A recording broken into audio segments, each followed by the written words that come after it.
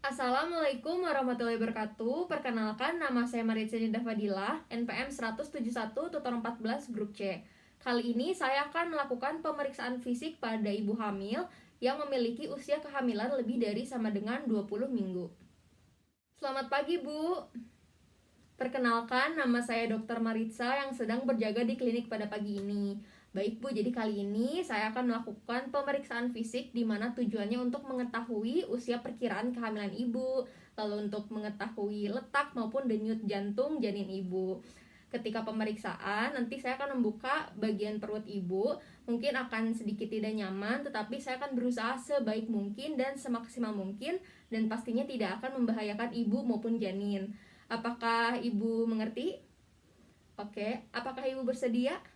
Baik, apakah ada yang ingin ditanyakan? Baik. Oke Bu, sekarang langsung saja kita ke meja pemeriksaan.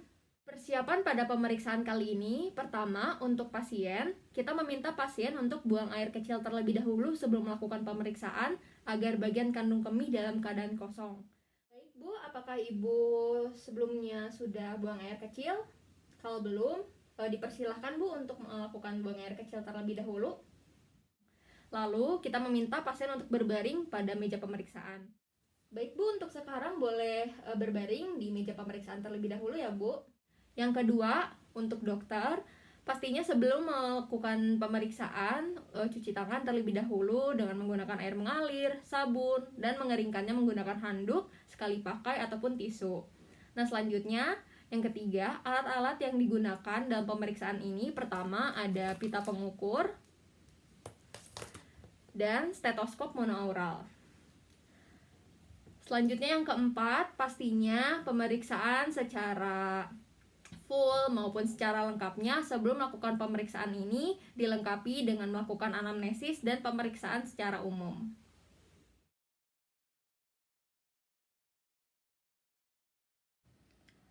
Untuk pemeriksaan kali ini, posisi dokter berada pada sebelah kanan pasien, tetapi bisa juga di sebelah kiri, disesuaikan saja. Lalu sebelum melakukan pemeriksaan, pastikan bahwa uterin aksis itu letaknya di bagian tengah. Ya, kita raba-raba uterin aksis, di mana nih bagian tengah. Nah, kalau misalnya posisinya nggak di tengah, bisa kita ubah posisinya sampai uterin maupun janin letaknya di bagian tengah. Nah, seperti ini. Lalu selanjutnya kita harus menemukan posisi uterin fundus menggunakan radial side dari indeks finger. Kita cari uterin fundusnya. Nah, di sini uterin fundusnya. Setelah kita menemukan posisi uterin fundus, baru kita langsung ambil pita pengukur, tetapi yang menghadap ke depannya adalah yang bagian inci. Ya, lalu kita tarik garis dari uterin fundus. Pastikan posisi di bagian tengah. Seperti ini. Lalu tarik dari uterin fundus ke bagian superior rami dari pubik simpisis, pengukuran pertama. Lakukan pemeriksaan ini dengan pengukuran 2 kali, nanti hasilnya di rata-rata. Nah, pengukuran pertama kan dari uterin fundus sampai ke bagian pubik simpisis. Lalu ini menghasilkan 35 cm ya pengukuran pertama. Nah, sedangkan untuk pengukuran kedua ini dilakukan sebaliknya, berarti dari pubik simpisis ke bagian uterin fundus. Yang letak di depannya juga masih inci. Letaknya di bagian tengah masih sama. Lalu hasilnya juga adalah 35 cm. Nah, nanti karena pengukuran dilakukan 2 kali, sehingga pengukuran pertama dan pengukuran 2 akan dirata-ratakan. Nah, kalau pada pasien, pengukuran pertamanya 35 cm dan pengukuran keduanya 35 cm, sehingga rata-ratanya 35 cm. Pada pemeriksaan level 1, pemeriksa berhadapan dengan pasien. Menggunakan jari kita untuk mengidentifikasi apa saja yang ada di bagian uterin fundus.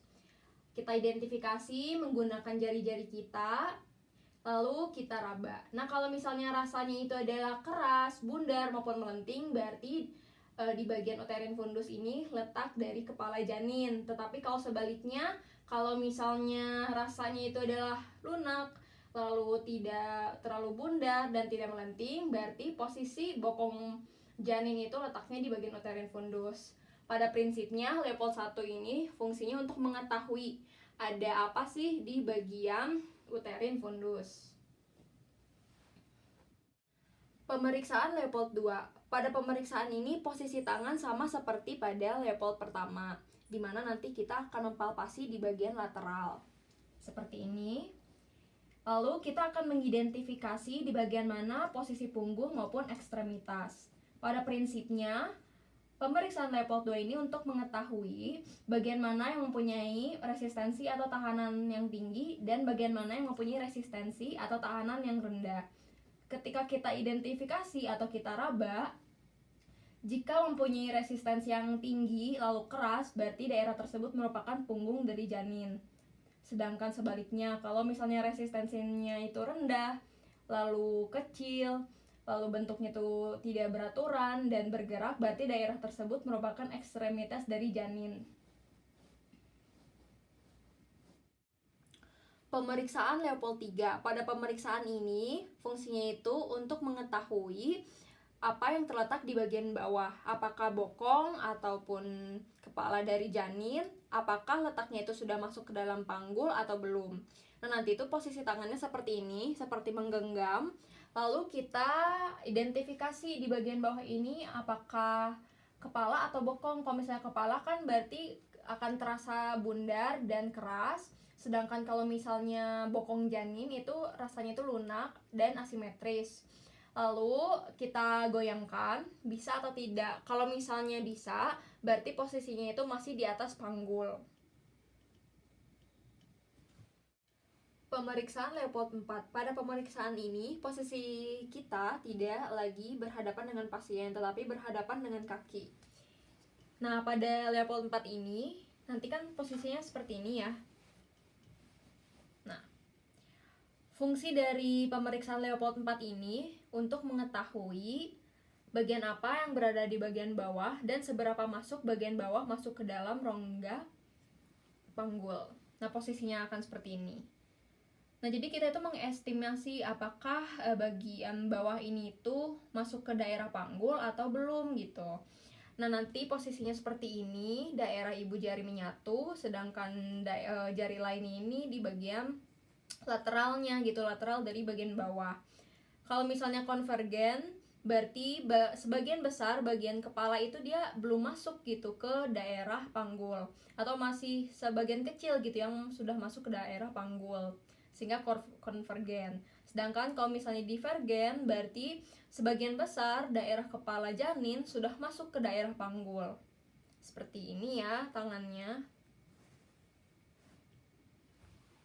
Setelah melakukan palpasi, selanjutnya saya akan melakukan auskultasi. Nah, auskultasi kali ini menggunakan stetoskop monoaural, di mana nanti stetoskop ini akan diposisikan di bagian punggung dari janin, karena di daerah tersebut sangat terdengar detak jantungnya.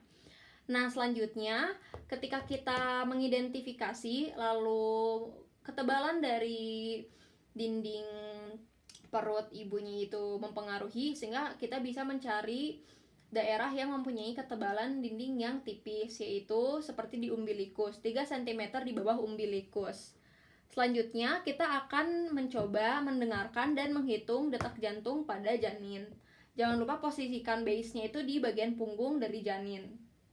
Nah, normalnya itu kan 110 sampai 160 per menit, sehingga nanti bisa dihitung juga 15 detik dikali 4. Untuk regularitasnya sendiri itu dihitung dari 15 detik tadi dibagi menjadi 3, sehingga 5 detik, 5 detik, dan 5 detik.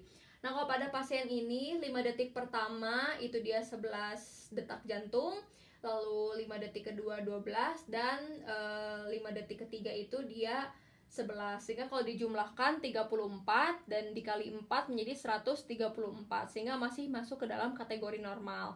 Nah, setelah melakukan pemeriksaan ini, kita kembalikan alat-alat yang sudah dipakai ke tempat yang semula, dan kita bicara kepada pasien bahwa prosedur ini sudah selesai. Baik Bu, untuk pemeriksaan kali ini sudah selesai, sehingga saya akan melakukan kesimpulan ya Bu. Kali ini saya kedatangan pasien bernama Ibu Nina dengan status GPA G1, P0 dan A0, usia kehamilannya yaitu 35 minggu, Setelah dilakukan pemeriksaan fisik, tinggi fundusnya 35 cm pada pemeriksaan pertama maupun kedua, sehingga rata-ratanya 35 cm. Setelah pemeriksaan fisik lainnya, dihasilkan bahwa janinnya itu dalam posisi longitudinal, di mana di bagian uterin fundusnya itu adalah bagian bokong, sedangkan di bagian pubik simpisisnya atau di bagian panggul adalah bagian kepala. Sedangkan kalau di bagian kanan punggung dan di bagian kirinya itu adalah ekstremitas. Lalu pasien tidak mempunyai riwayat penyakit bawaan, keluarga ataupun penyakit lainnya, maupun pasien juga tidak pernah melakukan surgery sebelumnya. Sekian dari saya, terima kasih. Wassalamualaikum warahmatullahi wabarakatuh.